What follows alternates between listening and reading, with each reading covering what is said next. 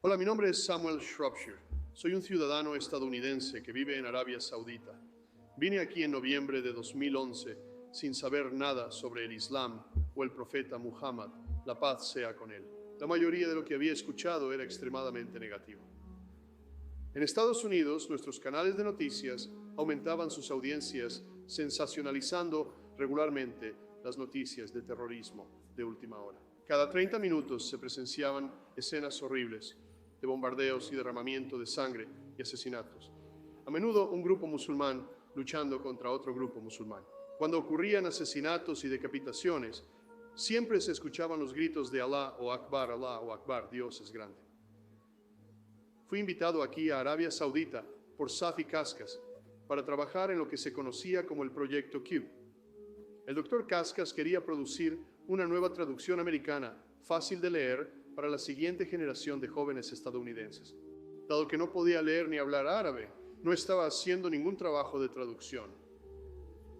Simplemente fui invitado aquí para revisar el inglés y asegurarme de que esta nueva interpretación del Corán fuera fácil de entender. Por supuesto, mi trabajo requería que leyera el Corán una y otra vez. Bueno, como puedes imaginar, sin tener conocimiento del Islam, tenía cientos y cientos de preguntas. Quedé sorprendido al leer que Jesús, la paz sea con él, era mencionado a menudo en el Corán. Jesús fue presentado como uno de los más grandes profetas, e incluso se mencionaba la historia del nacimiento virginal. Muchos de los milagros que Jesús había hecho los encontré en el Corán. Incluso había un par de milagros de Jesús mencionados en el Corán que no estaban en la Biblia. Las noches se pasaban mayormente solo en un dormitorio que había sido instalado en la oficina del Dr. Sapi. Por la noche me paraba en el balcón de ese edificio y miraba hacia un bulevar muy concurrido, hacia una mezquita, y escuchaba las llamadas a la oración. Veía a hombres y mujeres entrando y saliendo de la mezquita. Los niños jugaban al fútbol en el estacionamiento de la mezquita.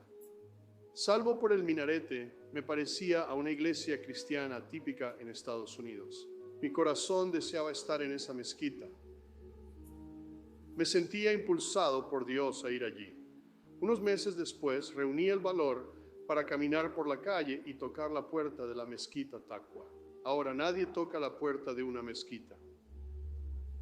Normalmente solo abren la puerta y entran.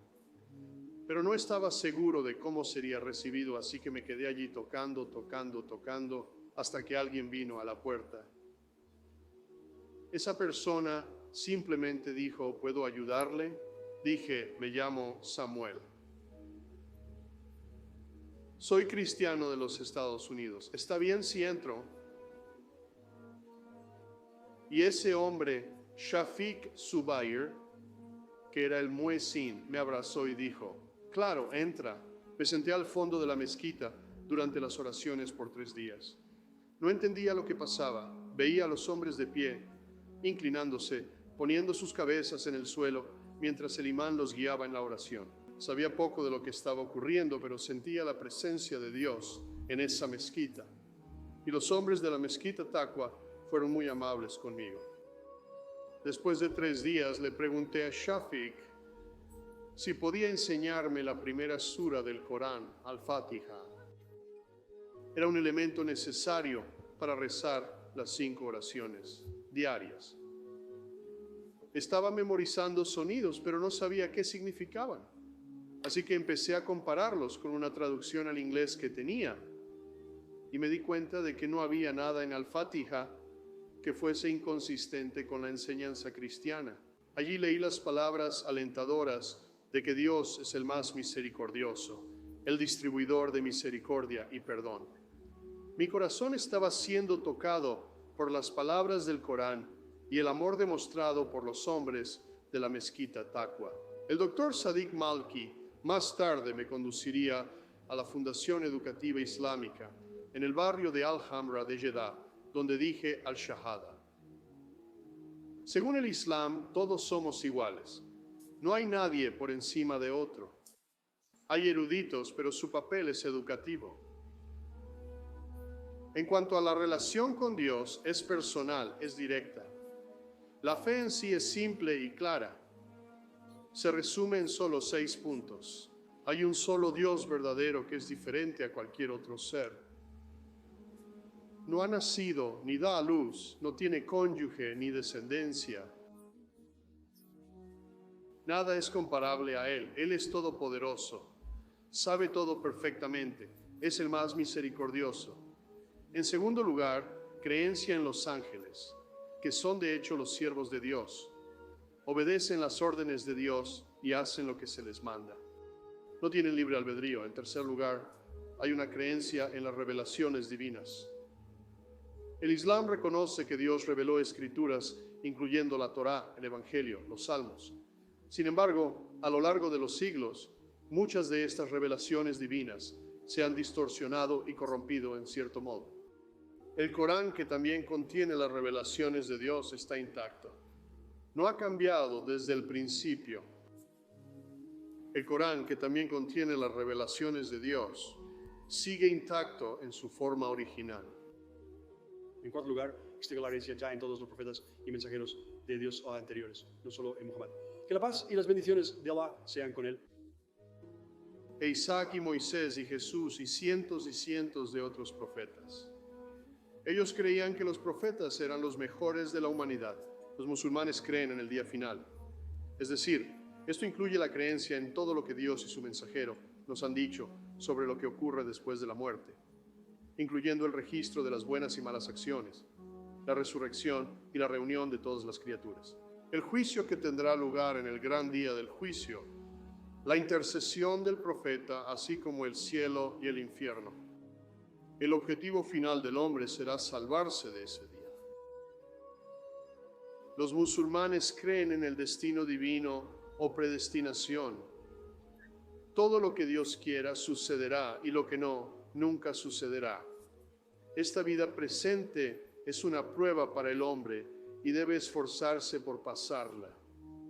Estos principios de fe me parecieron completamente coherentes con la naturaleza humana.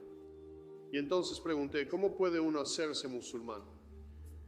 Mi búsqueda me mostró que se deben cumplir 5 deberes específicos, que se llaman los pilares del Islam. Estos son, primero, una declaración de creencia y de decir verbalmente, atestiguo que no hay otra deidad que no sea Dios, y que Muhammad, junto con todos los otros profetas, es el mensajero de Dios. La oración es una parte importante de la vida de un musulmán. Los musulmanes procuran mantener las 5 oraciones diarias, que están repartidas durante el día y la noche. En tercer lugar está el zakat. El 2,5% de la propiedad de uno es una caridad obligatoria, siempre que se posea más de cierto umbral y se conserve durante un año. Luego está el ayuno. El ayuno es una parte importante de la vida del musulmán. Los musulmanes ayunan durante todo el mes de Ramadán. Lo hacen cada año absteniéndose de toda comida, bebida y sexo desde el amanecer hasta el anochecer. También se debe evitar discusiones inútiles y peleas y cosas prohibidas. El mes proporciona un impulso espiritual único para todos los musulmanes. Luego está la peregrinación o Hajj. Esta se realiza en la Meca y sus alrededores. Es un deber cumplir con esta peregrinación una vez en la vida, siempre que uno sea física y económicamente capaz de hacerlo. La gente a menudo me pregunta, Sam, ¿cómo te hiciste musulmán? En la iglesia había una biblioteca y en esa biblioteca había libros para niños. Uno de los libros que mi madre iba y traía una y otra vez se llamaba El Dios de Abraham.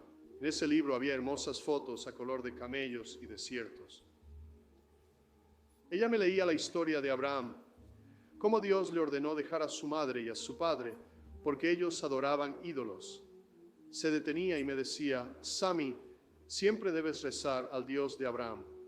Solo hay un Dios verdadero, el Dios de Abraham. Mi compromiso con Dios ha sido fuerte y duradero desde mis años más jóvenes. Y ahora he encontrado una paz absoluta en el Islam, en una fe que antes pensé que era hostil. Encontré amistad y esperanza entre una hermandad de otros hermanos y hermanas musulmanes. He encontrado una familia de creyentes